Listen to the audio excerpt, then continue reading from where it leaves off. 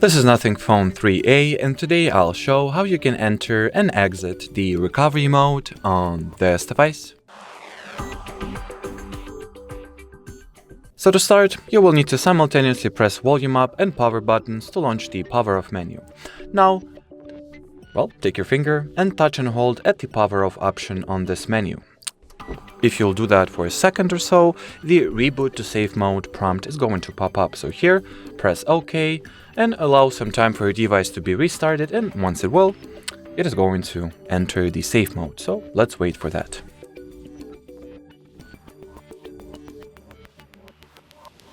So as you can already tell, the safe mode has been activated, which this little sign or text shows us.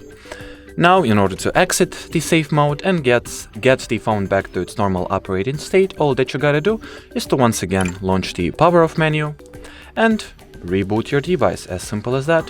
So, should you have any further questions, leave them in the comment section below. But as for now, thanks for watching and bye bye.